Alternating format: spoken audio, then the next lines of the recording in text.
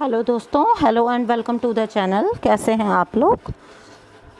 दोस्तों, ये तो आप सबको पता है कि ये जो जर्नी जो लोग स्पिरिचुअल जर्नी में हैं या फिर जो लोग अपने ट्विन फ्लेम जर्नी के अंदर हैं, वो लोग जो हैं सब अपने ये जो है उनका मे बी लास्ट बर्थ है, जहाँ पे उनको अपने सभी कर्मास रिलीज़ करके पूरी तरह से और उनको अपने ट्विन के साथ यूनाइट होके यहाँ से इस प्लैनेट अर्थ से अपना जो है सारा हिसाब किताब फ्री करके जो है जाना है। ठीक है, तो ये तो आप सबको मालूम है कि हम कर्मा रिलीज़ करने के लिए यहाँ पर आते हैं धरती पे बार बार, और अब जो है ये समय आ चुका है कि हम इन कर्मास को जो है इसी जन्म में या फिर मतलब ये जो लास्ट जो जन्म चल रहे हैं हमारे, इन्हीं में हमको ये कर्मा रिलीज़ करके अब अपना मोक्ष को पाना होता है। तो ये भी आपको पता है कि ट्विन फ्लेम्स अपने कार्मिक खुद चुनते हैं। ठीक है, जन्मों की यात्रा होती है जहाँ पे दोनों ही ट्विन्स, चाहे वो अलग अलग जन्म लेते हैं, मतलब चाहे वो एक ही सोल के स्प्लिट पार्ट्स हैं, लेकिन फिर भी उनके जन्म अलग अलग होते हैं, उनके कार्मिक्स अलग अलग होते हैं, उनके कार्मिक अकाउंट्स अलग अलग होते हैं। तो उनको अपने कार्मिक अकाउंट जो है वो फ्री भी अलग अलग ही करने पड़ते हैं। तो यहाँ पे आज जो बात मैं आपके साथ करने जा रही हूँ कि जब आप पूछते हो कि कर्मा रिलीज़ कैसे करते हैं, तो उसका सबसे मेन पॉइंट है फॉरगिवनेस। ओके दोस्तों, क्योंकि जल्द से जल्द आपको कर्मा रिलीज़ करके अपना, जब आपको रिकॉग्नाइज हो जाता है, रियलाइज़ हो जाता है, तो आपको अपने कर्मा रिलीज़ करके अपने कार्मिक्स के साथ और अपने ट्विन के साथ रीयूनाइट होना होता है। ठीक है, यही रीज़न होता है कि आपके कार्मिक भी जो है ना, वो जब आपको जर्नी का रियलाइजेशन आपको होता है, लेकिन सडनली आपको लगेगा जैसे उनको भी कोई सपना आ गया, या उनको ऐसे मतलब वो भी ऐसे जागृत हो गए, चाहे वो पहले कितना भी अच्छाई का नकाब ओढ़ के रहते हों, चाहे कुछ भी, लेकिन एकदम से वो सरफेस हो जाते हैं ना। उसका यही रीज़न होता है कि उनको मतलब वो एक चीज़ हो जाती है कि आपका प्रोसेस जो है वो फास्ट हो जाता है आपकी स्पिरिचुअल अवेकनिंग के बाद। यही रीज़न होता है। इनडायरेक्ट वे में कार्मिक भी आपको हेल्प ही कर रहे होते हैं। ठीक है, तो यहाँ पे बात करती हूँ, अब टॉपिक पे आती हूँ। टॉपिक है कि how forgiveness helps you in your Karma release. ठीक है, आपका कर्मा रिलीज़ में फॉरगिवनेस का बहुत अहम पार्ट है, और वो क्यों है उसको समझाना आज मेरा वीडियो बनाने का मकसद है कि फॉरगिवनेस जो है वो इतना इम्पॉर्टेंट इस जर्नी में क्यों है। तो यहाँ पे ये बहस छिड़ सकती है कि वाह जी वाह, गलत भी हमारे ही साथ हो और फॉरगिव भी हम ही करें, और मतलब हम ही झुकें, या हमें ही आगे होके जो है फॉरगिवनेस आस्क करनी होगी। तो जी हाँ, यही सच है। क्यों? क्योंकि इसका रीज़न है, कुछ रीज़न्स देती हूँ जहाँ फिर आपको खुद ही ये जो है जस्टिफाई लगेगा। ठीक है, फर्स्ट रीज़न तो ये है, देखिए, जो भी आपके साथ कार्मिक रिलेशन में हैं, जो भी पर्सन लोग हैं, चाहे वो ज़्यादा लोग हो सकते हैं, इक्का दुक्का लोग हो सकते हैं, लेकिन जो लोग भी आपके साथ कार्मिक रिलेशन में हैं, तो ये बात तो आप मानेंगे ना कि हम जो दे रहे हैं यूनिवर्स में वही हमारे पास वापस आ रहा है। ठीक है, it is the law of universe ना, ये यूनिवर्सल लॉ है। ठीक है, तो जो आप यूनिवर्स में छोड़ेंगे वही आपके पास वापस आ रहा है। तो अगर आज आपके साथ कार्मिक लोग कुछ भी कर रहे हैं, ऊपर नीचे थोड़ा सा मिसबिहेव कर रहे हैं, तो थोड़ा या ज़्यादा जो भी, तो ये तो आपको अभी तक इतने जर्नी की इतनी यात्रा के अंदर आपको पता चल ही चुका है कि ये आप ही का दिया हुआ है, जो आप ही तक वापस लौट के आ रहा है। ठीक है, क्योंकि सारी सृष्टि जो है वो लेन देन पर ही चलती है, ये हम सबको पता है। ठीक है, तो फर्स्ट तो ये रीज़न बनता है फॉरगिव करने का। You should forgive them because you have to understand कि ये वही है जो आपने दिया था। It's only a matter of give and take. कभी ना कभी आपने दिया था तो आप तक वापस आ रहा है। अब अगर आप आगे इस चीज़ को फॉरगिवनेस नहीं अपनाते हुए इस चीज़ को लेके चलते हैं, चाहे वो ग्रज के रूप में होल्ड करके हो, या बदले के रूप में हो, या किसी भी टाइप से अंदर मन के अंदर भी अगर आपके है, ओके, सिंपली अगर आप किसी से बातचीत भी करते हैं उस पर्सन के बारे में, तो भी then only you are making new karmas. तब आप वो कर्मा रिलीज़ नहीं कर रहे हो, बल्कि न्यू कर्मास बना रहे हो, क्योंकि जब आपको ये लॉ पता है, ये फैक्ट पता है कि जो आपने दिया था वही आप तक वापस आ रहा है, ठीक है, तो फिर आप कैसे शिकायत कर सकते हो। तब आपको एक्सेप्टेंस में आना होता है, तब आपको एक्सेप्ट करना ही होगा ये फैक्ट कि ये आप ही का कभी ना कभी का दिया हुआ है जो आप तक वापस आ रहा है, ठीक है। तो यहाँ पे फॉरगिवनेस बनती है कि नहीं उस पर्सन के लिए। सोच के देखिए, आज जितना तकलीफ़ आपको हो रही है, कभी ना कभी आपके थ्रू उस पर्सन ने भी उतनी ही तकलीफ़ उठाई है, दैट्स वाई वो आपको वापस लौटा रहा है वो चीज़। फर्स्ट थिंग तो ये, जहाँ से आपका रीज़न बनता है, और एक बहुत ही सॉलिड रीज़न बनता है कि आपको फॉरगिव करना ही होगा if you want to release your karmas. Because ये तो फिर आप इस चीज़ को आगे एक्सटेंड कर रहे हो, आगे बढ़ा रहे हो। अगर आप उस चीज़ को फॉरगिव नहीं कर पा रहे हो तो आप उस चीज़ को आगे बढ़ा रहे हो, ठीक है, क्योंकि हमको पता है हम लिमिटेड टाइम के लिए अर्थ पे हैं। अगर इस टाइम पीरियड में हमने इस चीज़ को फ्री नहीं किया तो हम इसको नेक्स्ट बर्थ में लेके जाएंगे, ठीक है। तो क्या आप चाहते हैं कि जिस पर्सन से आप ऑलरेडी यहाँ पे ही दुखी हैं उसको आप फिर किसी ना किसी रिलेशन में, अभी तो आप पहचान चुके हैं, जहाँ आप अगले जन्म में जाके 20-30-40 साल तक उसको पहचान भी नहीं पाएंगे, फिर आपको उसकी पहचान होगी, फिर आप वो कर्मास रिलीज़ करेंगे। कि आप चाहते हैं कि ये प्रोसेस अगेन एंड अगेन चलता रहे? नहीं ना, कोई भी नहीं चाहेगा। तो अगर आप अगर आप चाहते हो कि आप बहुत अच्छे से अपनी इस जर्नी को कंप्लीट करके यहाँ से इस धरती से जाओ, तो आपको इस कार्मिक को या इन कार्मिक्स को आपको फॉरगिव करना ही होगा, और कोई आपके पास चारा नहीं है, ठीक है।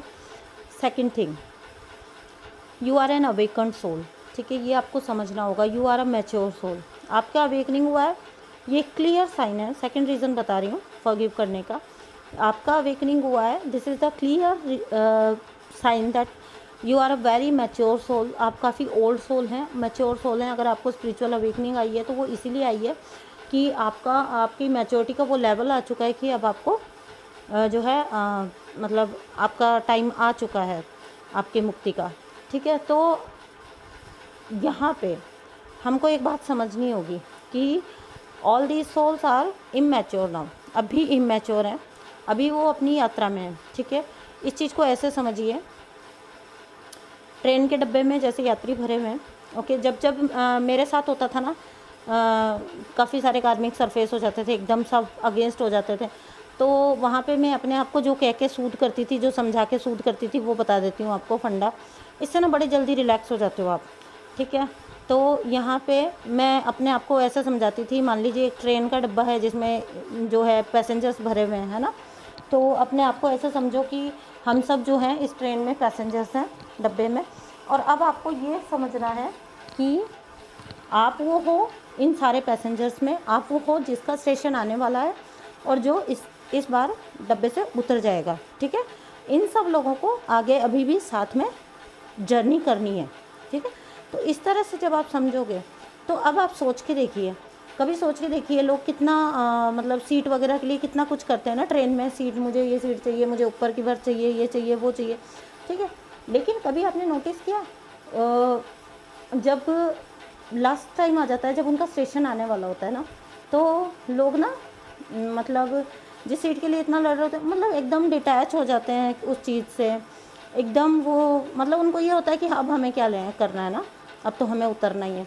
तो मैं हमेशा क्या करती थी, जब मेरे कार्मिक काफ़ी सरफेस होते थे, सब अगेंस्ट हो जाते थे, बिल्कुल मेरे से चीज़ें संभल नहीं रही होती थी, तो मैं हमेशा अपने आप को ये वाला एग्जांपल देती थी। मैं बोलती थी अपने आप को, ऐसा बोलती थी कि ये एक ट्रेन का डब्बा है, जैसे मतलब हम सब साथ में जर्नी कर रहे हैं और ये मेरा स्टेशन तो आने वाला है, मुझे तो उतरना है।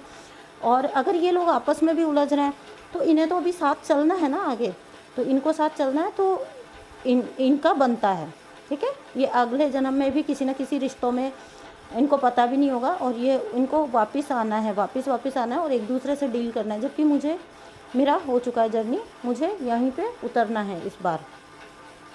ये चीज़ ना मुझे बड़ा सूट करती थी, बड़ा अच्छा लगता था मुझे, और मैं एकदम से रिलैक्स हो जाती थी, और फिर ना गुस्सा भी नहीं रहता था। क्यों? क्योंकि हमको एक वो चीज़ आ जाती है ना कि बस ये इस बार इनसे लास्ट डीलिंग है, ठीक है।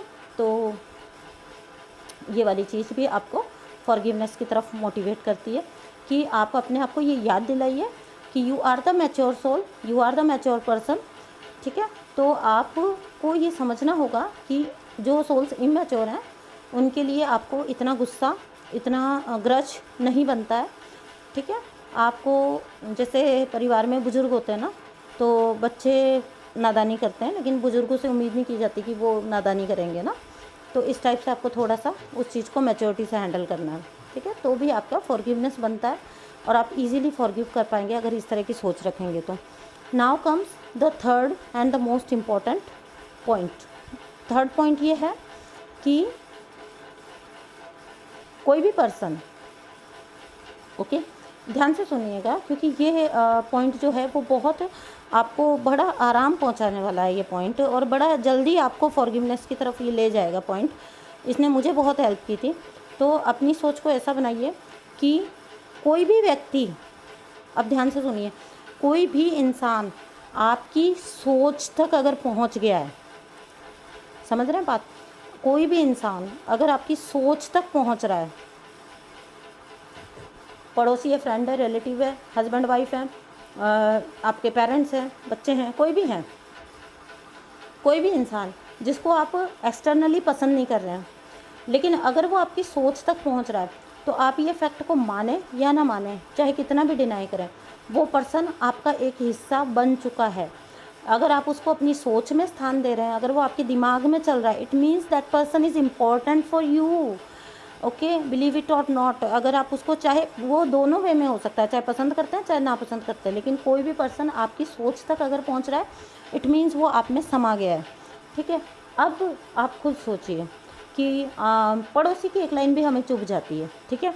नेबर ने कुछ कह दिया, वो भी हमें चुभ गया। आउट ऑफ जेलेसी किसी फ्रेंड ने कुछ कह दिया, वो भी हमको हमें क्लियरली पता है वो आउट ऑफ जेलेसी बोल रहे हैं, वो आउट ऑफ इनसिक्योरिटी बोल रहे हैं, बट फिर भी वो बात आपको चुभ जाती है, वो बात आपके दिमाग में चलती रहती है, आप उसको सोचते रहते हैं, इसने मुझे ये कहा तो क्यों कहा, ओके।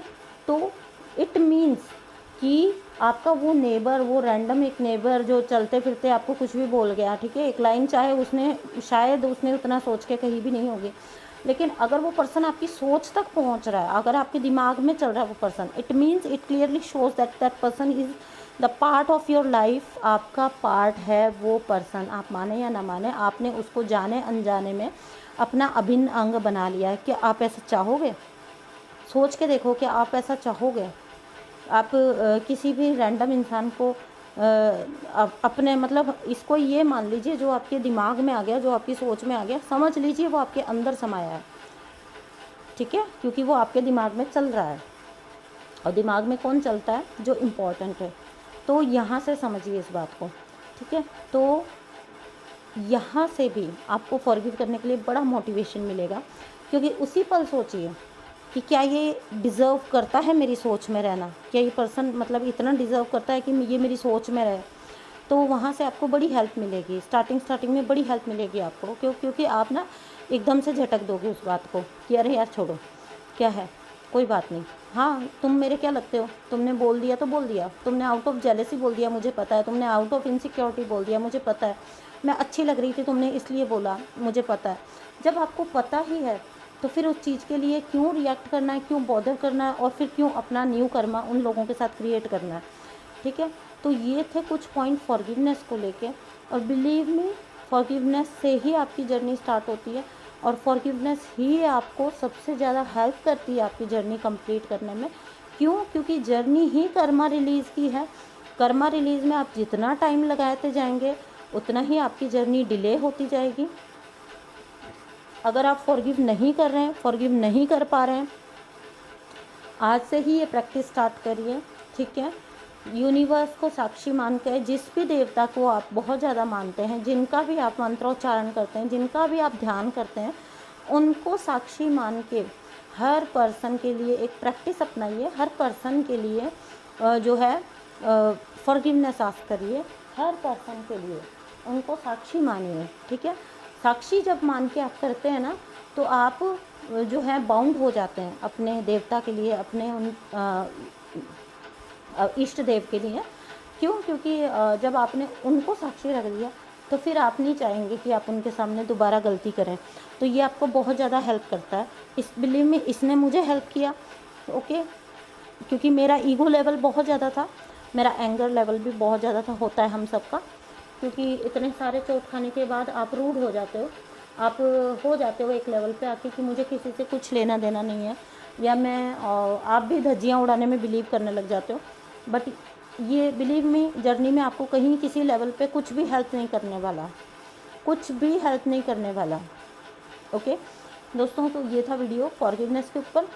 हाँ, हम माने या ना माने, ठीक है, हमारे साथ कितना भी गलत हो गया, सामने वाले ने किया, लेकिन हमको ये बात को करना ही होगा, आई गई हमें करनी ही होगी, हमें फॉरगिव करना ही होगा अगर हम अपनी जर्नी को कंप्लीट करना चाहते हैं। अदरवाइज़ ये जो कर्मा है इस कार्मिक के साथ या इन कार्मिक्स के साथ, वो आपका नेक्स्ट बर्थ में चला जाएगा, क्योंकि हमारे पास है सीमित वक्त, ठीक है, इसी वक्त में हमको ये चीज़ करनी है। आपको पता है अर्थ प्लैनेट पे हमारी एक निश्चित उम्र है, अगर उस उम्र के दरम्यान में हमने इस चीज़ को नहीं किया तो ऑब्वियसली हम इस कर्मा को और इस पर्सन को लेके आगे चले जाएंगे नेक्स्ट बर्थ में। तो क्यों ना हम इस जर्नी को यहीं कंप्लीट करने की कोशिश करें। ओके दोस्तों, thank you so much for watching, sorry listening, and इसी तरह से सपोर्ट करते रहिए। एंड प्लीज़ नॉलेज बेस्ड जो वीडियोस होते हैं उनको प्लीज़ थोड़ा सा जो है सपोर्ट करिए, मुझे आपके सपोर्ट की ज़रूरत है, क्योंकि मतलब मुझे ऐसा लगता है कि मुझे वीडियोस इस तरह के बनाने चाहिए जो आपको जर्नी में हेल्प करें, ना कि आपको एक फैंटेसी वर्ल्ड में फंसा के रखें। ठीक है दोस्तों, तो ये था video, thank you so much, bye.